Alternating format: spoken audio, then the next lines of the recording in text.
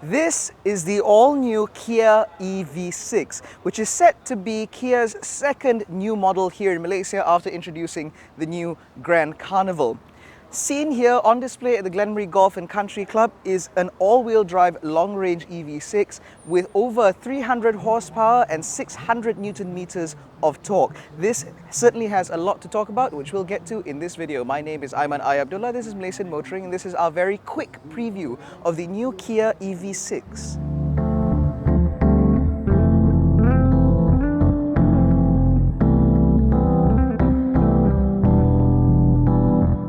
Now, this EV6 is on display at the Glenmarie Golf Country Club as part of the PGM Kia Championship, the first ever inaugural golf tournament being held by Kia and Dynamic Jaya Motors. Now, this car in particular that's on display is an all-wheel drive long range, as I mentioned earlier, which means that there is a two-motor setup producing 321 horsepower and 605 Newton meters of torque. That is enough to rocket this 5-seater family car from 0 to 100 in just 5.2 seconds with a top speed of just under 190 kilometers an hour.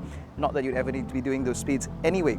Now, the more important part is this is powered by a 77.6 kilowatt-hour battery, which is the same as the Hyundai IONIQ 5 because it shares the same e-GMP platform. But this car can do up to 506 kilometers based on the WLTP range. Now, in comparison, the IONIQ 5 does only a little over 430 kilometers, which means that you definitely have a little bit less range anxiety to worry about in here. But more importantly, the design of the EV6 is meant to stand out. As we all know, the Hyundai IONIQ 5 is incredibly bold and slightly divisive looking car, and this, I guess, is meant to appeal to those looking for a slightly more dynamic machine. You have a much more pointed face up front with a reinterpretation of the tiger nose grille. You have these big black slats on the bottom, and you have functional aerodynamic intakes here in order to help channel air smoothly over the body of the car. Now, more importantly, you have these very beautiful and very distinctive full LED headlights, and of course it's crowned by the new Kia badge, which is 2D and enormous. Now, at the rear of the EV6, you have this sloping tailgate mounted with this beautiful, nice single-piece rear spoiler with, again, a little bit more aerodynamic work here. That's one of the reasons why you don't see a rear spoiler on this car, because according to Kia, there is enough airflow generated by this spoiler in order to keep the rear windscreen clean. Now, of course, you want me to talk about the light bar, so I will. Now, one of the most distinctive features of this car is, of course, lighting. As you saw in the front, you have a very sharp, full LED headlight system, and back here you also have a full LED taillight system with this beautiful single sort of boomerang style rear light. Now, you may be wondering where the indicators are. They're not actually built into this, they're actually built into this little chrome piece here, because this is actually translucent. It looks like chrome when it's not illuminated, but the LEDs can shine through, a little bit like what you get on the new Range Rover.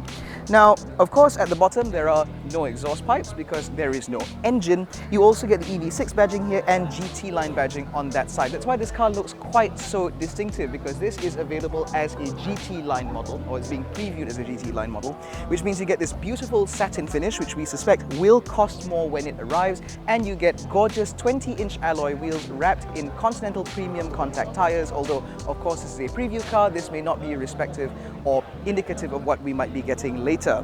Now, the eagle-eyed amongst you may have noticed that the panel on this side is not quite replicated on the other. That's because on the other side is where the charge port lives, which means that if you were to mount a wall box at home, you can just reverse park your car as opposed to having to drag the cable all the way down the side. BMW. Now, you also get an enormous Kia badge here because you want everybody to know it's a Kia, and overall you can definitely say that this is a striking looking machine, which continues on the side of the car.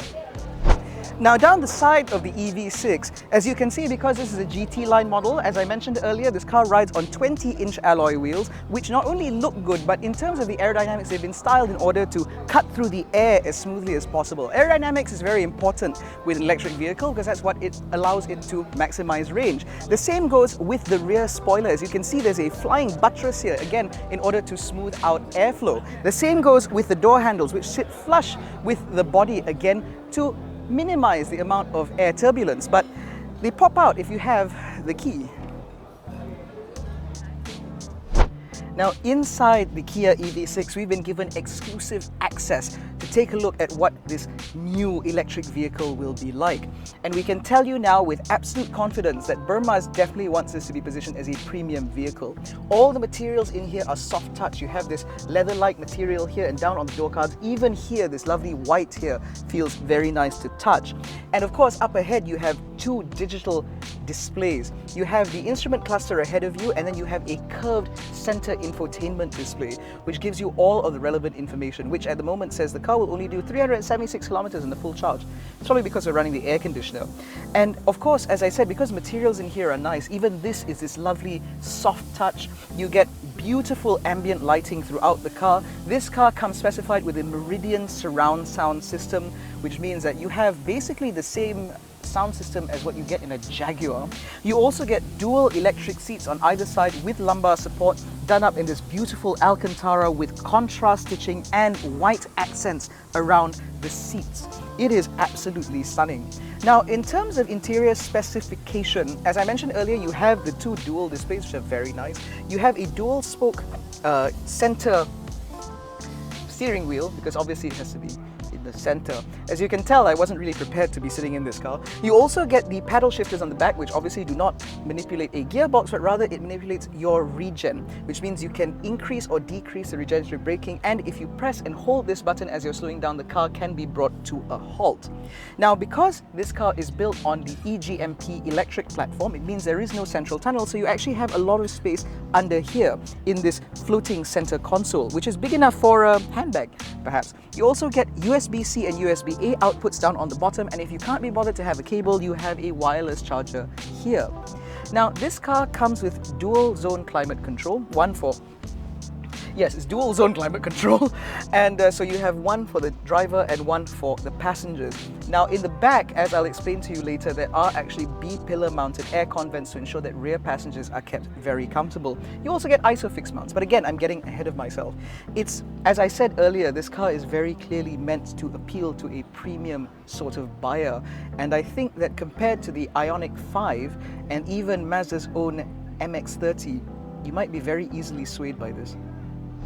Now, in the back of the EV6, behind this beautiful powered tailgate, you can see that there is an absolute expanse of space. While practicality is robbed slightly by the lowered roofline, the fact that this boot goes in quite so deep means that you do not compromise on practicality. There is also almost no load lip to speak of, and if you pull the tabs on the side, you can fold the seats flat, which means it makes it a very practical space to put things. Now, in terms of underfloor storage, there is a little bit, but the eagle-eyed among you may have noticed that there is a bit of a step here. That does mean that not only do you have space back here, but you can actually lower the boot floor in order to accommodate taller items in the back of this car. There is also a plastic panel back here which hides the subwoofer for the Meridian audio system, which means this car should have plenty of audible punch. Now, as I'm sure you would have seen, there is a little bag back here which no doubt contains the Type 2 charging cable, which allows you to charge from a 3-pin socket to the car. Now, obviously we don't recommend doing this because being an electric vehicle, it will take for bloody ever to charge the car. So instead, get an AC wall box. Don't be a cheapskate. Speaking of charging is actually done from this little panel here, where when you press it, it opens electronically. Now, you have the AC and DC chargers back here, but more importantly, one of the special things about Kia vehicles is that you have a vehicle to load functionality. So by using a small adapter, you actually have another 3-pin socket back here, which means if you were to take this car on a camping holiday, for example, you could bring a microwave or a washing machine or whatever the hell you'd want, really. And that means that this car can act like a massive power bank should you want to. How the hell do I close this? Like that. See? Very practical. Now, as you can see, we have the EV6 key here. You can see these two little buttons here. This actually allows the vehicle to move in and out autonomously. It uses all the sensors around the car to prevent you from hitting anything. So should your car get blocked in via a very narrow space, you can move the car forwards or backwards to allow you easier access into the car. It also means that that space is very tight. You can actually align the car with the space and then press the reverse button and the car will reverse into the space. Now, in terms of pricing and specifications, we don't actually have a really cemented sort of idea of how much this car will cost. But based on the specifications available in this and compared to its main competitor, the Hyundai IONIQ 5, we should expect this to be about 300,000 ringgit thereabouts, which is pretty good value given the fact that this car is immensely practical and immensely powerful as well. And of course, being a Burma's imported product, you should be able to rest assured that this car will come with a comprehensive warranty and service package, although what really is there to service on an electric vehicle? In any case, that has been our very quick and exclusive preview of the new Kia EV6. If you enjoyed this video, please give it a thumbs up, subscribe to the channel, hit the little bell icon so that you're notified every time we make a new upload. Don't forget to follow us on Facebook, Twitter and Instagram. All the links in the description below. Thank you so much for watching. We'll catch you in the next one. Sorry I look so smug.